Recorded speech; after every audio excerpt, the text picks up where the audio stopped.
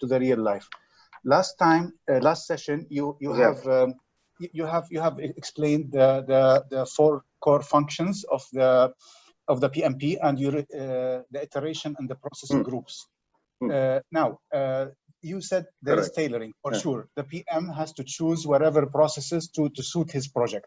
Now, talking about big project, about the, let's say, MPP, Hamad port, whatever, for sure the package, there's a PMCM has designed the whole thing, the process from the beginning, from the initiation, the charter until the end. Now, if we are, let's say, a PM for a contractor, where we land, we are landing here in after defining the scope, we just come to start making the WBS, or no, we have to redo the whole procedure for our organization objectives, or let's say to define our organization objective to the client also. Are we to do the whole thing? And for sure, there is some areas like the budget areas that it's hidden, it's a concealed. It cannot be revealed to everybody. So where we are landing if we are a contractor PM from the subcontractor side? Right. Whether you are in the contractor or the client, the only difference you're making in the process tailoring is develop project charter. It may not be comes under you because already has been developed. Already they issue the project. They call for tender. Tendering process is part of the procurement. Yes. Oh, okay. So that means we are not to prepare. It is a tendering process for the appointment of the key resource companies. No, you don't need to develop the project charter. In fact, you don't need to even develop the already done. You already have the clear scope of work in your hand as part of the tender. Based on that scope of work, you quoted the price to the client. They awarded you the contract. Now, you have to start with the detailed planning for the scope which we need to agree. The same planning processes you have to continue. Except to define up to the defined scope process, you may not collect requirements, you may not define the scope. But it starts from the WBS. Even you have to start doing the tailoring. Managing the project, you need to think. You need to make the project management plan, whereas you're starting the planning processes from WBS. Because you no need to collect the requirements. Because already has been collected and you have the detailed scope of work in your hand. Okay. Now, after we prepare everything, now the budget thing, how to prepare the budget, how to estimate, how to, from the process, from starting the estimate cost to the budget, the scope, the budget baseline, the cost baseline. This is a document belongs to the organization who took the package, or it should be like done in some certain way to give some explanation to the clients.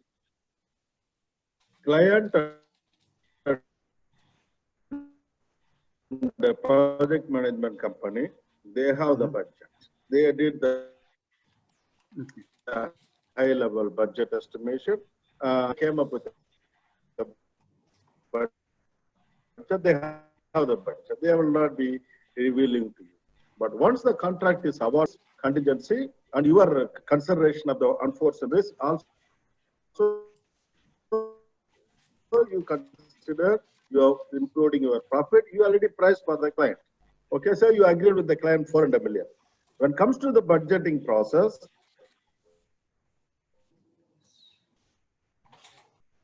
$400 million over the life cycle of the project, you agreed in your contract. Say you agreed in your contract 2 years. Okay, so how you are going to spend this 200 million based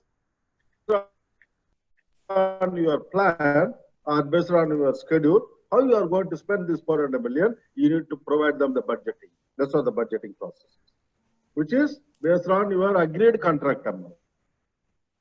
That's why they're asking you cash flow submission, which is budgeting process. Okay, understood. All other processes like quality management, plan development, all are part of your work, is for all the planning work, but you are doing in detail. Whereas the PMC consultants did these processes at high level. Whereas you are, as a contractor, you are doing very detailed submissions. That's the difference between you. You are generally your development is on the schedule part is called level 5 schedule. In the PMC, we got level 3 schedule. Very good, very good. Like a master plan. Yeah. But the same processes applies. Understood. Understood. Type one more question. Do we have like templates for the let's say the requirement traceability metrics for the issue log? See, wherever every time we are using different logs from our experience, not even implemented from the organization assets. Do we have the PMO? Does he prepare or something, or the PMI does it institute or enforce templates that make the people not deviate from the work, or like make sure that it's doing properly the work? Do you have those templates? They don't impose templates, but there are a lot of templates available. I have the templates, lot of templates available with me. No problem. I can share with you here. But there are many templates are generally available in the market. But PMI doesn't insist that it is a particular template you need to use. It is you are the one tailoring to suit the project.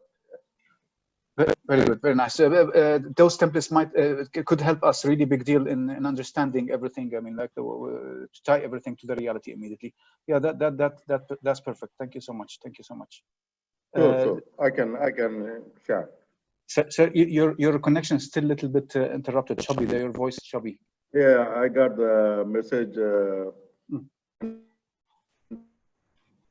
Okay. Internet is unstable. It's coming up. Okay, it's now okay. Thank you so much. You have some questions? Hello, everybody. I'm still still late. I'm sorry. Did I miss anything? No. We are just started with the question and answer session. Okay. And Mr. Muhammad had some doubt on the previous sessions of discussion, so he was asking the general questions. That's why I asked you, do you have any questions so we can clarify on the discussion items so far? Please go on. Please go on. Okay. Any other questions before we go into the today discussion?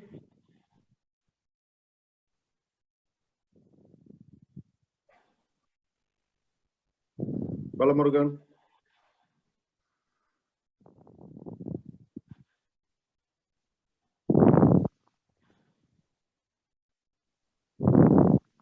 Yes, Balamurugan. Okay, that's good. It's not there.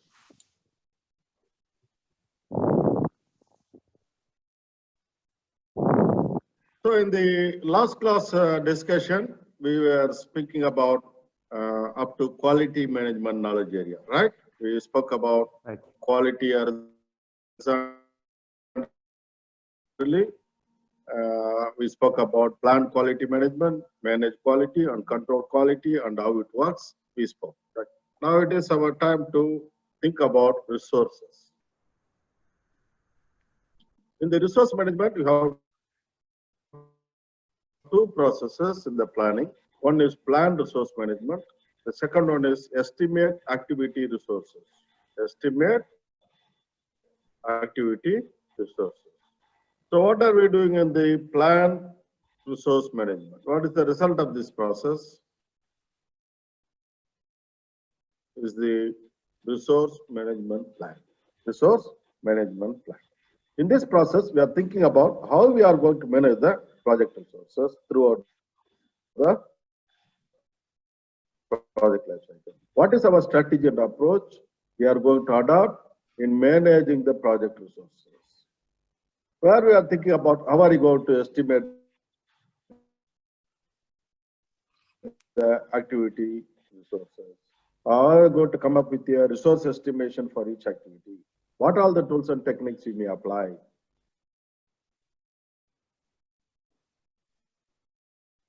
be thinking about how are you going to acquire the required resources? What are the tools and techniques you may apply? How are you going to develop the project team? How do you develop the project team? We need to make sure the team is working as a single unit. That's why the develop team process helps us. How we are going to do that? What are the tools and techniques you may utilize? How we are going to manage the team? Meaning, how are you going to measure the performance of the team? How will you take necessary improvement actions in order to improve the team performance? We need to think. So what are the tools and techniques you may apply? Then how we are going to control the physical resources assigned for the project? What is the plan to protect rate? What is the actual product rate they are achieving? If there is a performance issue in terms of not achieving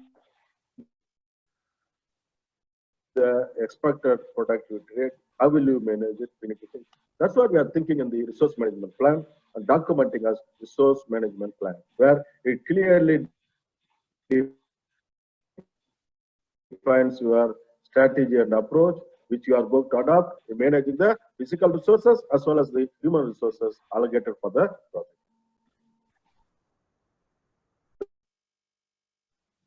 Is it clear? Are you all hearing me? Till there is some break in the Still there is a voice. break? No, it's good. Yeah, we'll move to everybody.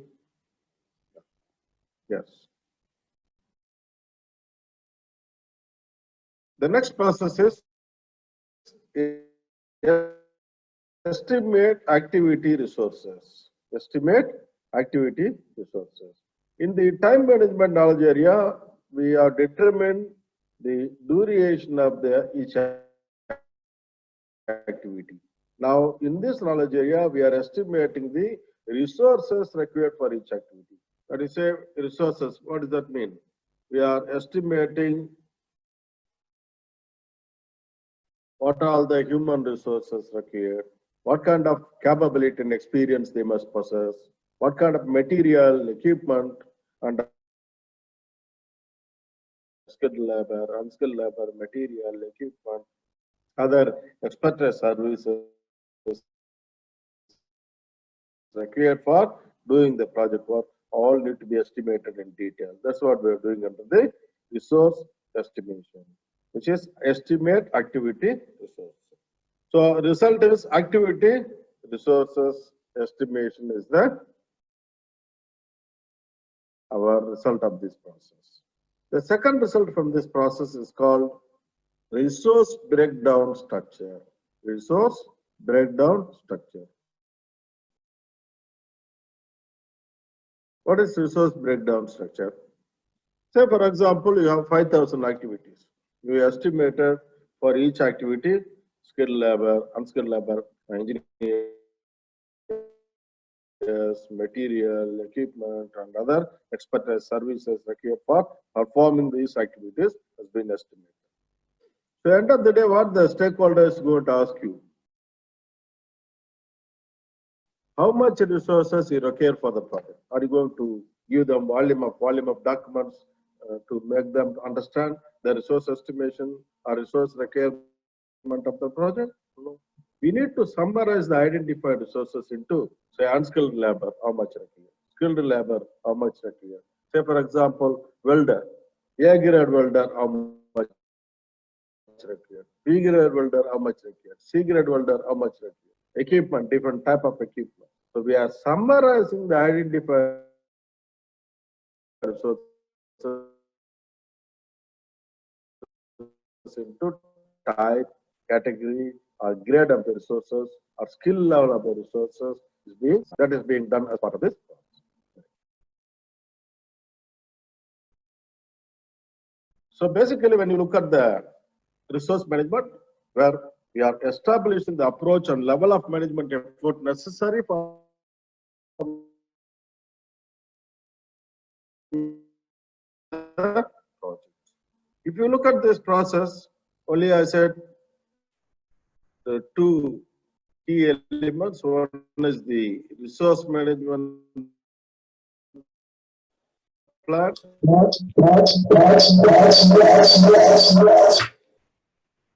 And other is resource breakdown structure, which is the team charter as part of this process. Sort of an echo is coming. Hello, can you hear me? Yeah, there is some break and some echo is also there. Why?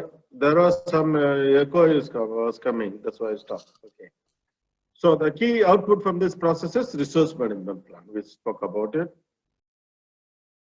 Whereas when we talk about the resource management plan in detail, where we are including what are the resources required, what is the method for identifying the and quantifying the team and physical resources required, how are you going to acquire the resources, what are the roles and responsibilities of the various team members. These are the key elements we are indicating in our resource management.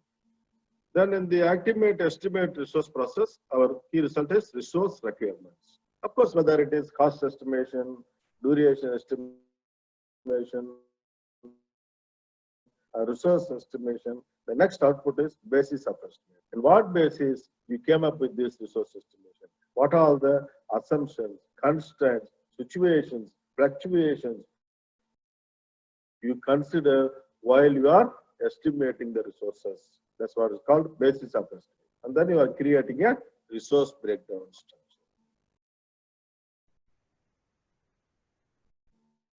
So basically, when you talk about the resource estimation, again, internet is unstable, where you are defining the basis of estimate, documenting what is the method used for developing the estimate, what are the resources used for developing the estimate, assumptions associated with the estimate, known constraints, range of estimates, confidence level of the estimate, documentation of the identified risk influencing the estimation, all are being documented under basis of estimate. Then you are coming up with a resource breakdown structure. The next step in the planning process is we need to think about communication. How we are going to communicate with the various stakeholders of the project. Where we have the first process, plan communications management. The result of this process is communications management plan, where you are thinking about what is our strategy and approach which we are going to adopt in managing the communication with the various stakeholders of the project throughout the project lifecycle. Where you are thinking about what kind of information the stakeholders need, how they need, in what frequency they need, whether they need it weekly or bi-weekly or monthly, in what form of, how we are going to provide this information. Is it through hard copy or through email or some other method of communication we are going to utilize, which has to be analyzed and documented. We must have a clear strategy in our communications with these stakeholders. Because some of the stakeholders require, say, status report. Some of the stakeholders require progress report. Some of the stakeholders require quality assurance report. Some require quality assurance report.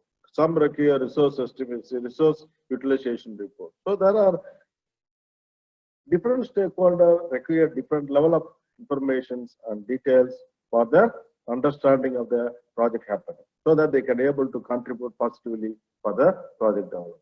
That's what we are thinking under the communications management plan. When you are having communications management plan in your head, you are going to have a very clear documented approach for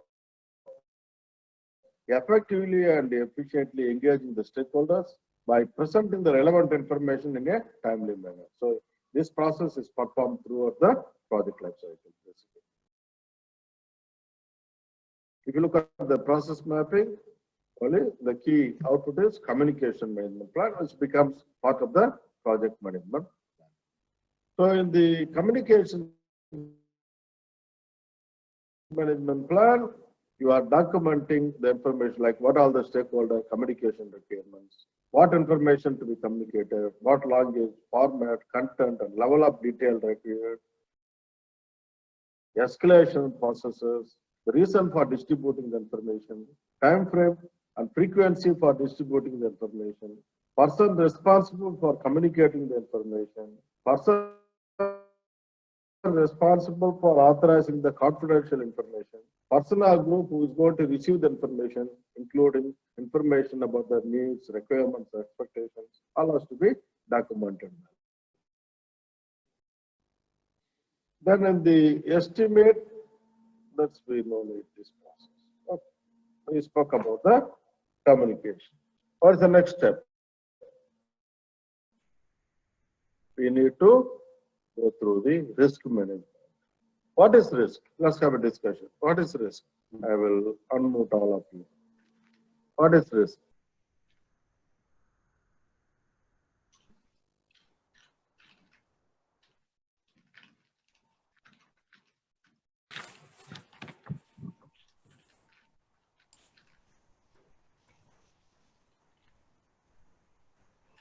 Tell me, what is your understanding of risk?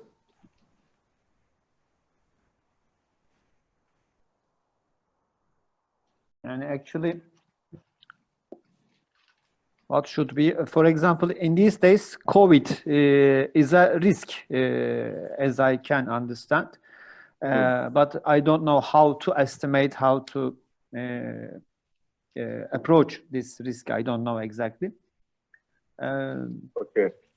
An uncertain event which can have a negative or sometimes positive impact.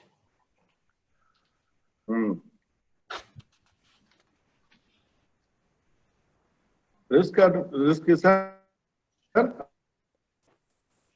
uncertain event which may create positive or negative impact on the.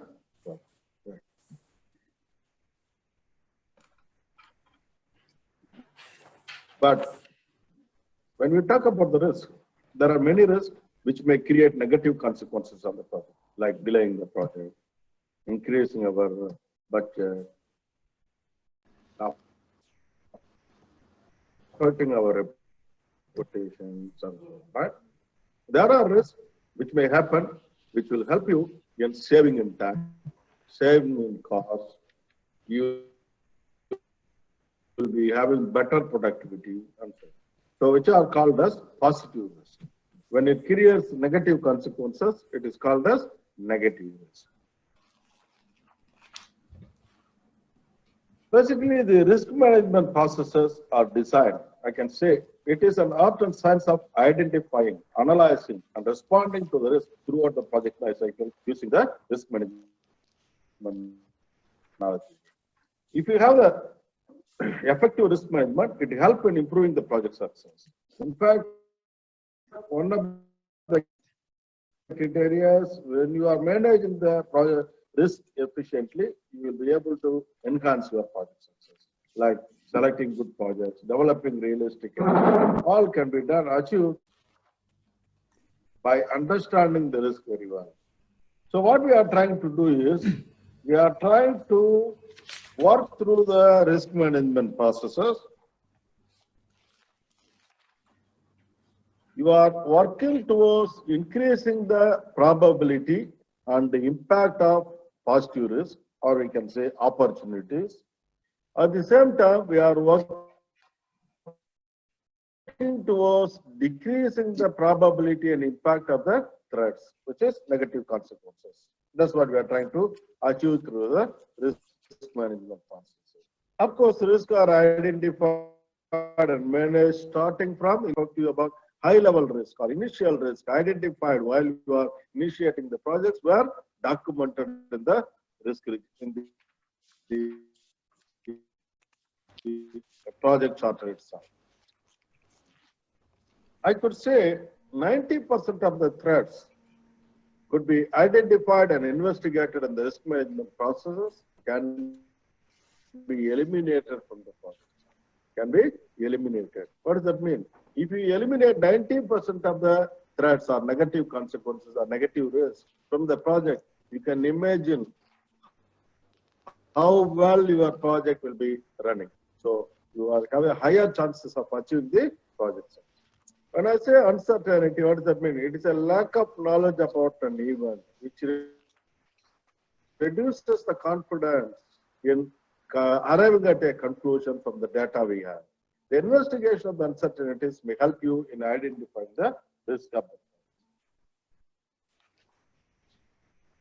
In the case of large and well-managed projects, risk management is not done as a separate process.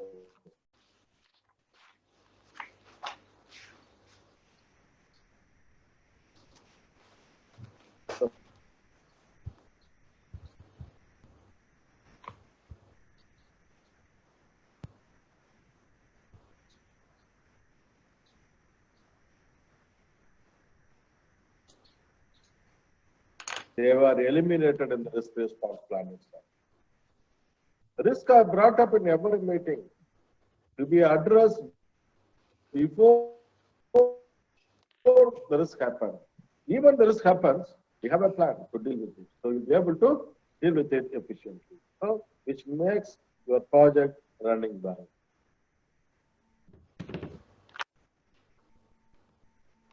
So the first process is planned risk management. We have 5 processes, right? 5 or 6 processes. Planned risk management, identify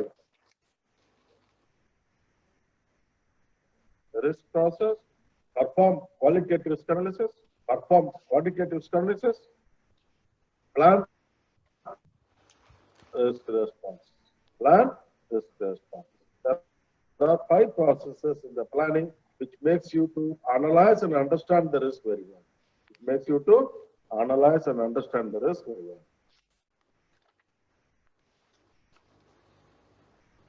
The first process is planned risk management.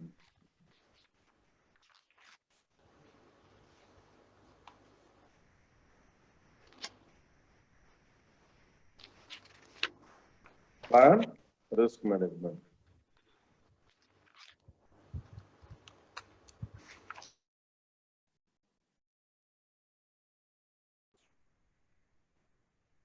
What is the result of this process? Risk management plan. Risk management plan. Where you are thinking about how we are going to conduct the risk management activities throughout the project lifecycle. That's what you are thinking in advance. So basically, you are documenting the procedure for managing the risk throughout the project lifecycle. So what is the benefit of this process? It ensures the degree, type, and visibility of the risk management which are proportionate to the both risk and importance of the project to the organization and other stakeholders. So you have a clear strategy in your mind or in your hand in managing the risk properly. The result of this process is risk management plan, which is component of the project management plan. In the risk management plan, basically you are thinking about how the risk will be identified, how the qualitative analysis will be carried out, how the quantitative analysis will be carried out, how the risk response planning will happen, how the risk responses will be implemented. They are thinking about execution as well. How the risk monitoring will happen, how the ongoing risk management activities will happen throughout the project life cycle. Meaning, what is the frequency of carrying out the risk management activities? Is it going to happen monthly? Is it going to happen quarterly? Is it going to happen every 6 months? Or is it going to happen every 1 year? Which we need to determine. So we need to determine the appropriate sequence of the periodical evaluation of the risk throughout the project life cycle. We need to come up with a risk strategy where you need to have a general approach for managing the risk of the project.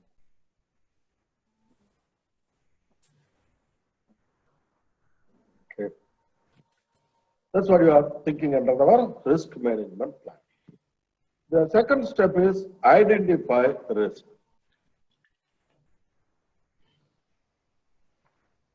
From where you are going to identify the risk? From where you will identify?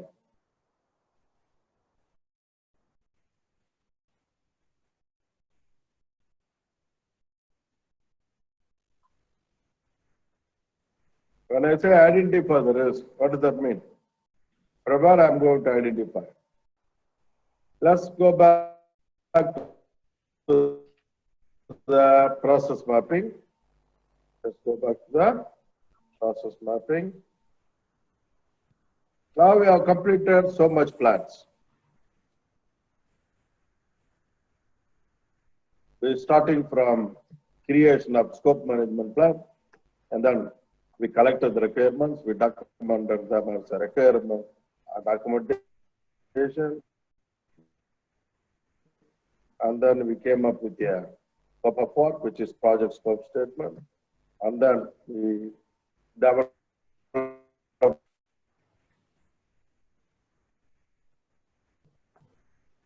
schedule management plan.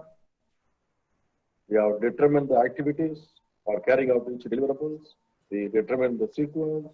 We estimated the deviation. And then we came up with the project schedule.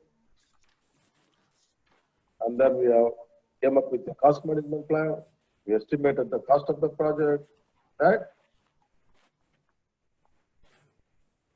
And then we came up with the budgeting, but budgeting is not final yet. We only understand the budgeting process. The budgeting can only be finalized upon completion of the risk management process. Upon completion of the risk management process. Yes, embargo is one of the risks. I will talk about it. The connection is unstable. Why connection is unstable today?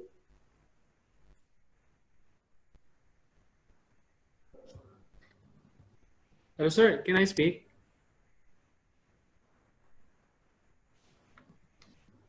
Yeah, go ahead. Yeah, because I just, I'm Jonathan again. I just joined, this is the first time. Because I just confused, we are now in the plant risk management already. Is it, it will be also in the coming days, it will going to start from one to, it will. We are doing the cycle? overview of understanding of the processes. Overview only. Okay, okay. No. What we are doing is overview of the entire processes at a high level. At a high level, okay. We spoke about the processes from first process in the planning until the quality management in the last class. We are talking about As high level only. As outline. Okay. Process. What are we doing? What is the result process? High level. Yes, high level. Yeah. Okay. Yeah. And then we came up with the estimated cost. We came up with the budget, but we didn't touch the budget. We have not completed the budgeting process because budgeting process cannot be completed until you determine the contingency reserve and management reserve. So the contingency reserve and management reserve can be determined only upon understanding the risk available in the project. So upon completion of the risk management process only, we can analyze most of the plans. And then we came up with a quality management plan, then resource management plan. We estimated the resources required for the project. We came up with a communications management plan. This is what the plans so far we created. Do we think that all these plans are final? So far, whatever we spoke about is the first time when you're creating the plan. Do you think all these plans are final? No, for sure not.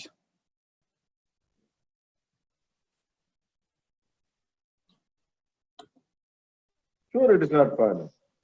Why? You start from the first process until now. When you are starting the first process, your level of understanding of the project is different. We have very less understanding. When I move further into scope development, then I got a better understanding. Then I move further into development of all the processes. Each and every process steps until now, I am making lot of assumptions. I am considering a lot of situations, constraints. So it is our time for us to analyze all our plans again. We run through all our plans created so far in order to identify the risk that exists in our plan. That's called identification of risk. For example, when you go through the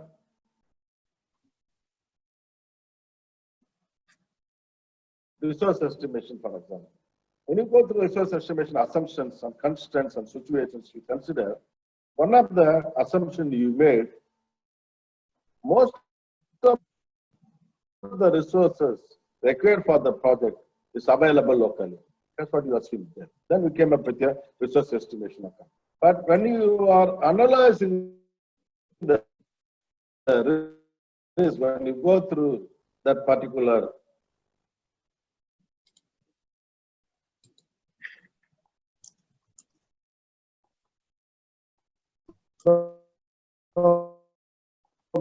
maybe there is a possibility of fluctuation in the internet connection, because my name itself shows moderately yellow color.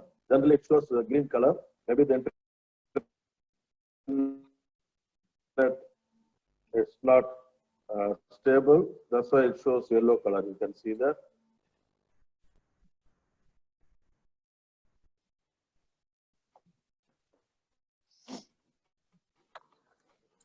I will a little bit move further. Okay, now, can you hear me? Yes, but Can you hear me? confusing, always stopping. I can hear it now. Stopping, yeah? It is going up and down, huh? Yeah, like that. Because today I see all color is yellow only today. In fact, my device is very close to my computer. It's breaking up. Okay.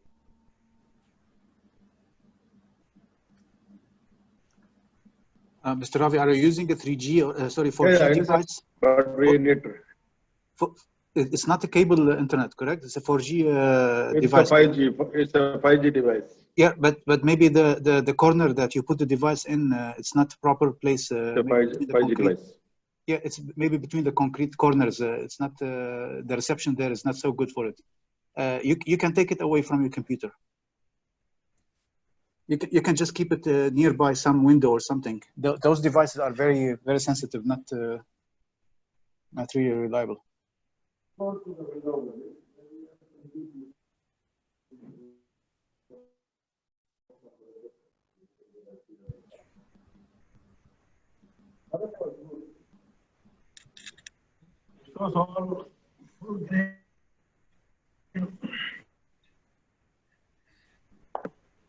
Okay, I move it close to. I also open some window. Let's see.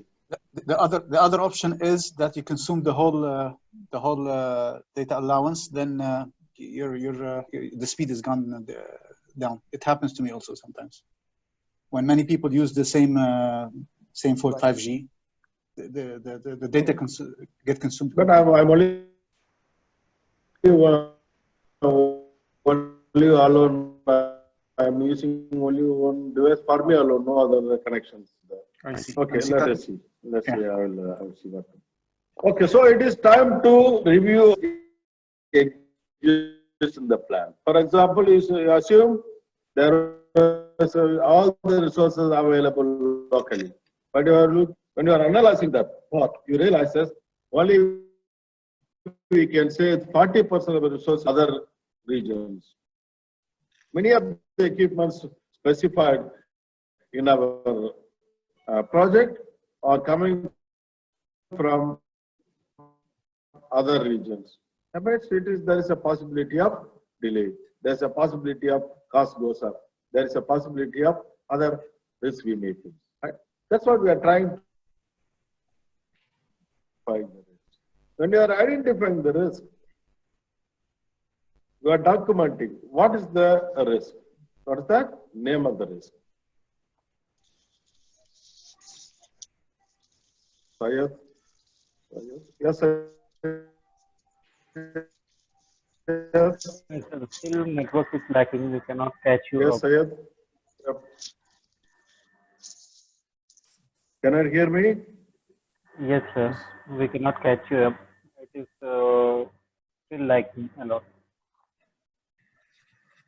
It's still unstable. Yes, Still, yes. you are talking about unstable, not voice coming up properly. It's Not breaking, coming, you mean? not coming properly. I can see that because it's yellow. Yeah, it's also your yellow color. All of you shows yellow color. Maybe give Verghese, how is your setup there? Can we disconnect the call and can we join again? Jonathan, Yes, sir. how is your network? Oh, you are also Yeah, showing yellow I hear you. I hear you, sir, but sometimes it fluctuates. But I hear you clearly. breaking, yeah, because it also shows yellow. When it's speaking to you. Yeah. Okay, let's have a break. 5 minutes. Let me restart the device. Let us try this. Okay. Okay. Yes, sir. Better. Okay. I will shut for a while and then we yes.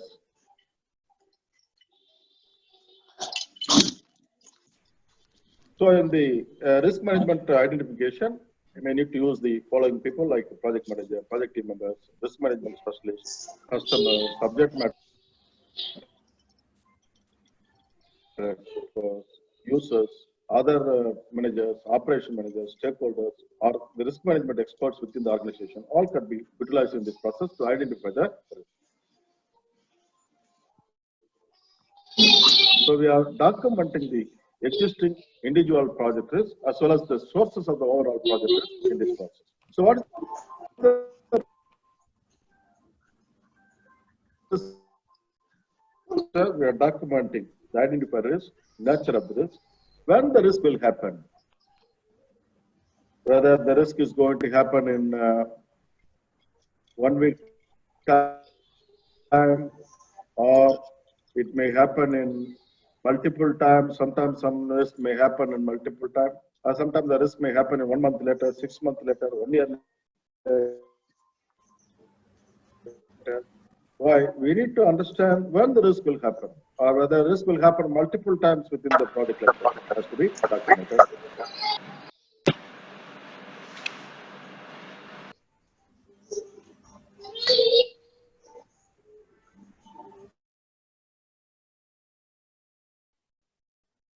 Okay.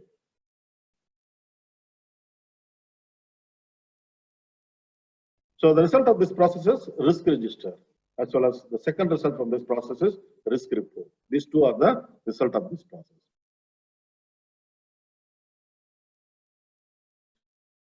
So in the risk register, we are listing out the identified risk and as well as the potential risk owners, but we may not assign the risk owner currently. Upon analyzing and coming up with the action plan, we will assign the owners for each risk. What do you mean by risk owner? The risk owner is responsible for implementing the risk response plan, which we are creating through the risk management analysis. And also remember, when we are identifying a risk itself, our mind tells us that there is a risk action plan. There is a risk action plan. We could respond to this in this manner. Our idea is coming up for responding to the risk, which is called as potential risk response. Which is called as potential risk response. Why potential? The actual risk response will be decided in the planned risk response process, where after we are analyzing the various options of actions available in our hand to deal with this risk, we may decide the best action plan for each risk, which is happening in the planned risk response process. Whereas when we are identifying the risk itself, our mind gives us the action plan, which we do not want to miss it. We want to document them as a potential risk response that is being documented. Then second result is risk. Again, it is shows internet connection unstable. The second result from this process is risk report. The risk report generally gives you the information on the sources of the overall project risk, together with the summary of the identified individual risk. Of course, the results of the perform qualitative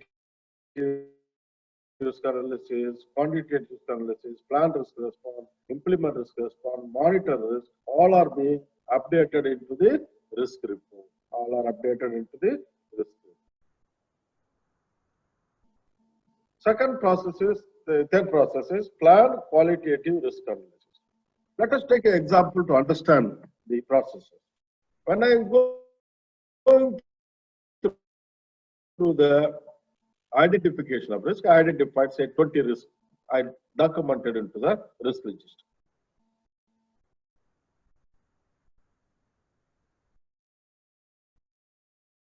One of the risks is there is a equipment need to be procured from US.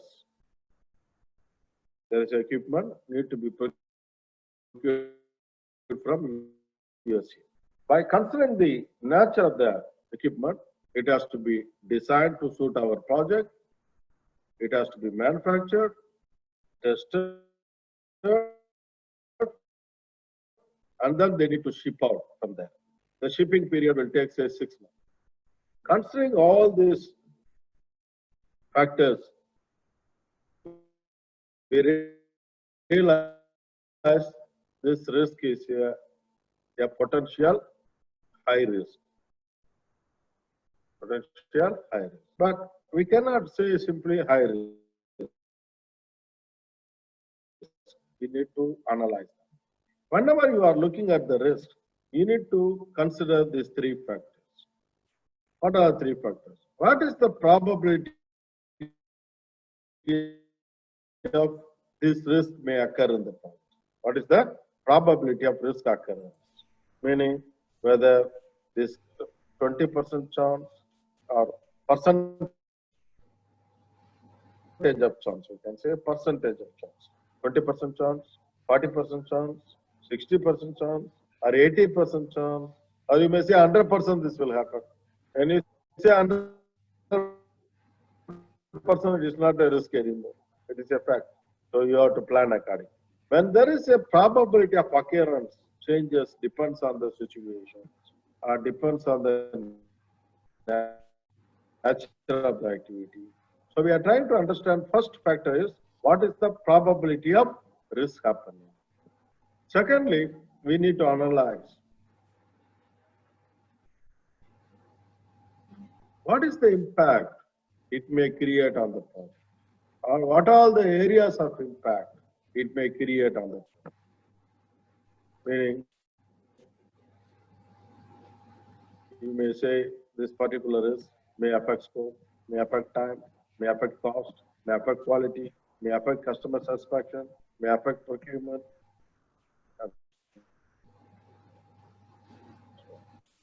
So you are analyzing the probability of risk happening or percentage of chance the risk may happen.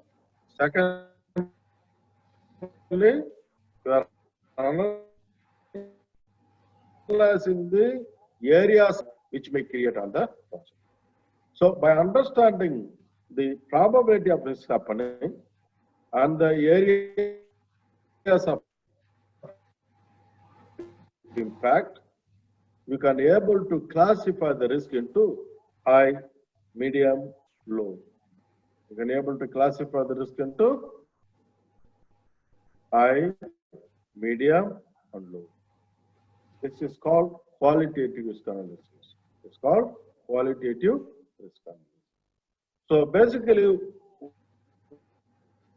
why we need to classify the risk into high, medium, low? Why not we deal with all the risk in the same manner? Say, for example, there is one risk, 20% probability, it is going to affect scope, impact the scope. There is a second risk, 60% probability, it is going to impact scope, time, cost.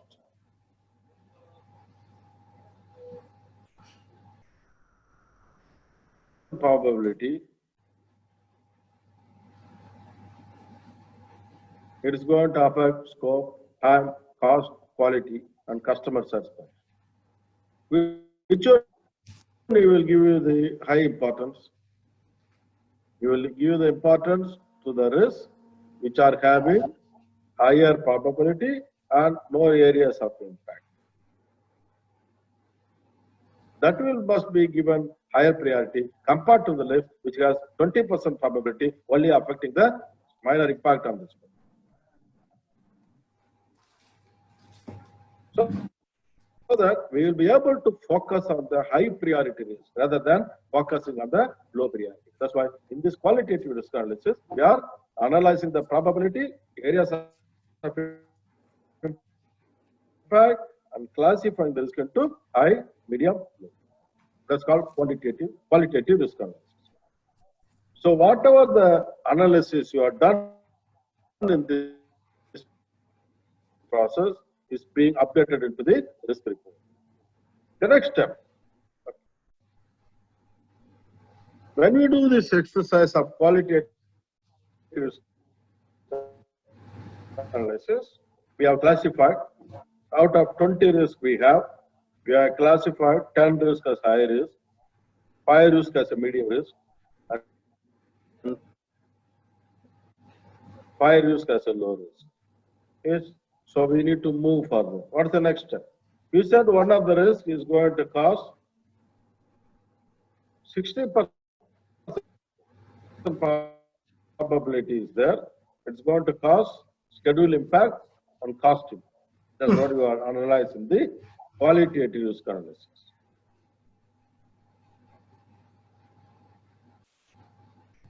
Simply you are saying this risk is going to cause schedule impact, cost impact. But that is not enough. We need to quantify the impact.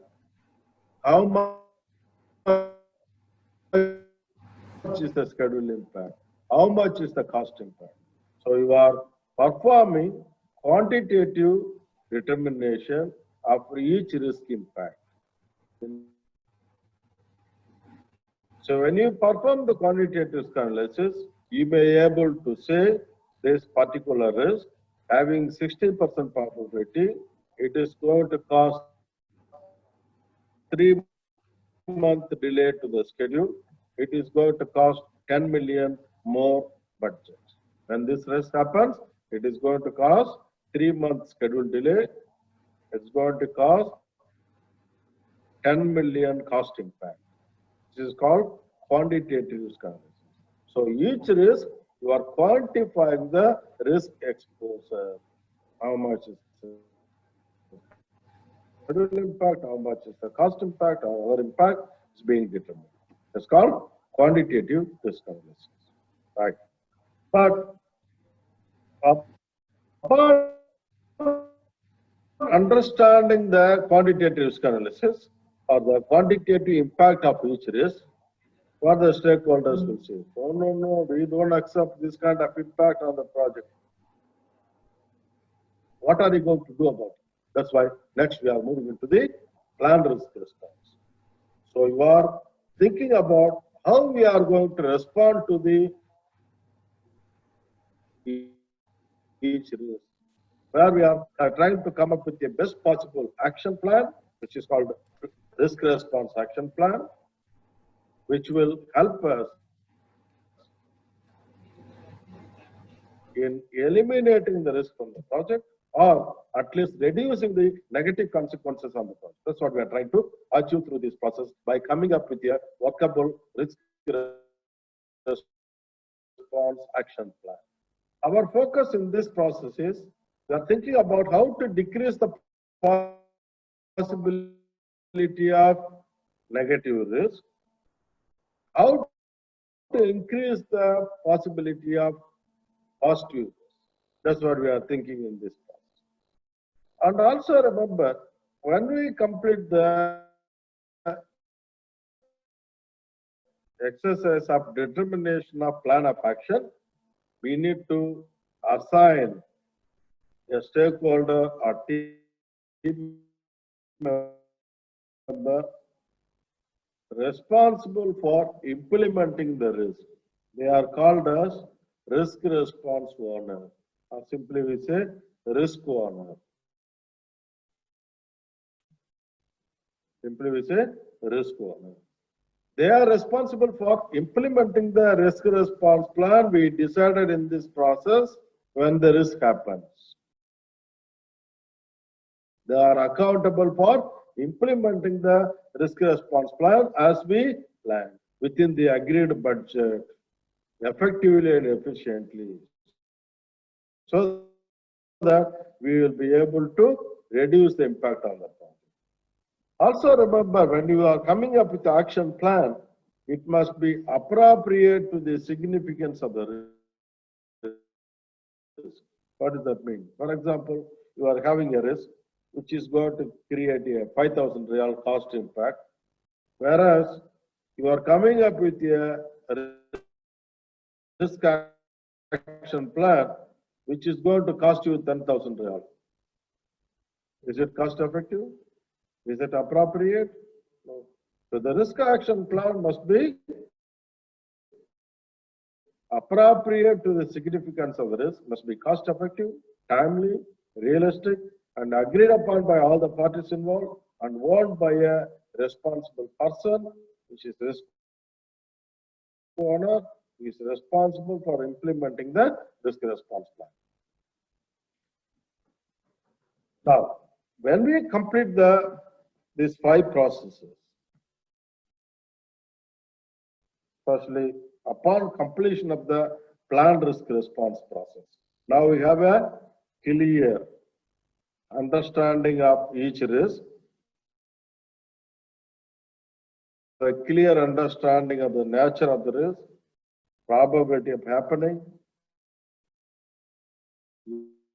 areas of impact, whether the risk is high risk, medium risk, or low risk, what is the quantitative value of impact of each risk, and we have a clear plan of action in our hand. That's what we are doing through the entire process. So what is our next step upon completion of the plan of action for each risk?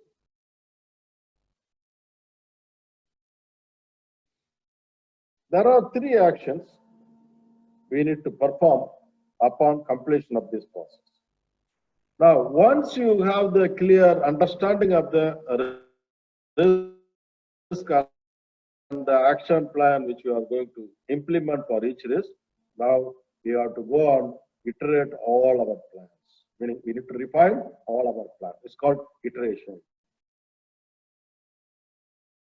It's called iteration. So we go back to the schedule management plan, we refine our strategy, we go and adjust the sequence, we may re-estimate the duration, because we have the better understanding of the various risks going to happen on the project. So we go and revise all our plans. That's why our plans are getting realistic, workable, achievable, which is called iteration. We need to, no plans, as I told you, no plans can get finalized without iteration. We may need to think about different methodology, different technology, standards, procedures, sequence, resources. When we do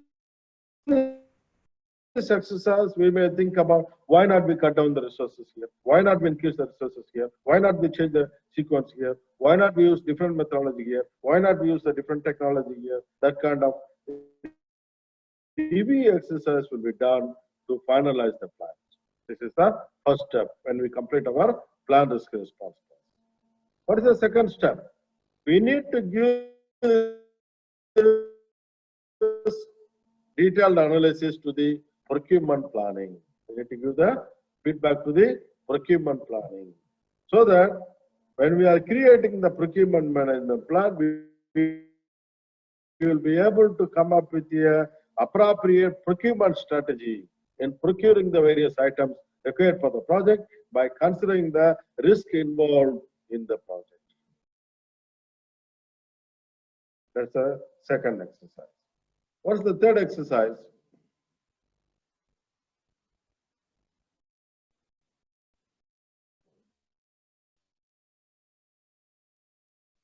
We need to give feedback to the conduct procurement process. You can see in the process mapping, the next process is in the procurement area is the conduct procurement, which is happening during execution. Why? During the conduct procurement process, we are going to procure the various sellers required for the project. When you are procuring the sellers, you are entering the contract with them. When you are entering the contract with them, we are asking them to provide insurance, right? We are also stipulating a lot of contractual obligations and conditions with the sellers. Why we are putting all these obligations and conditions? Because we want the sellers to support us in achieving the objective of the project by managing the various risks exist in the project using the expertise and experience they have in executing such a nature of work. So do you think that we are very happy to put all the conditions on the seller? No. All these obligations ensuring the sellers will be able to manage the risk prominently, efficiently. So risk is the one of the prominent obligations and conditions. So these are the three actions being done upon completion of the plan risk response. There are many strategies available for dealing with the risk. So these are the commonly used strategy for dealing with the negative risk: risk avoidance, risk acceptance, risk transference, risk mitigations. We'll talk about in detail. These are the strategies available for the positive risk, like risk exploitation, risk sharing, risk enhancement, risk acceptance. These are the strategies available for dealing with the positive risk. Also, you need to know when you are talking about, when you are analyzing the risk, say you have out of 20 risks, you came up with an action plan for 15 risks, for example. You came up with an action plan for 15 risks. But there are still 5 risks remaining with you. You are not able to come up with any workable action plan. What can we do with these risks? These are called as residual risks. Are called as residual risks. So we need to add contingency reserve or management reserve to deal with the residual risks, because we do not have any action plan in our hand. And also there is a possibility of secondary risk. What is secondary risk?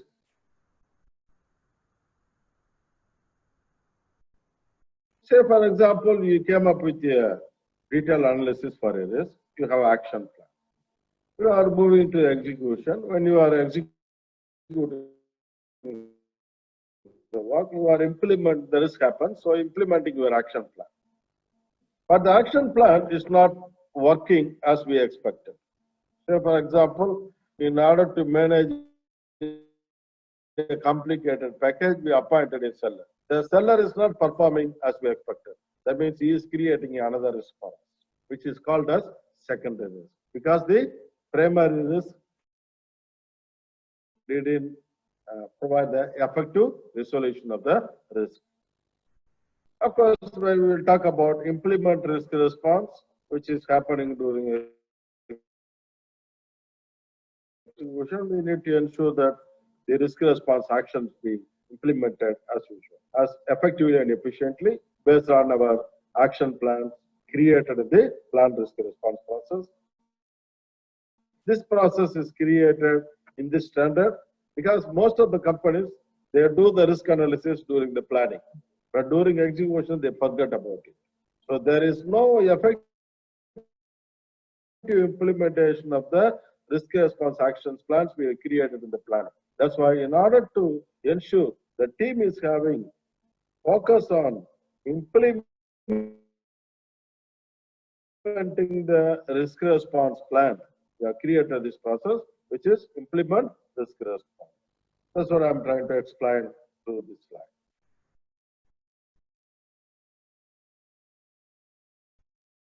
The monitor risk is happening as part of the monitoring control process, where we are monitoring the implementation of agreed risk response action plan, tracking the identified risk, analyzing the new, identifying the new risk, or evaluating the effectiveness of the risk response action plans. All are being done through the monitor risk process.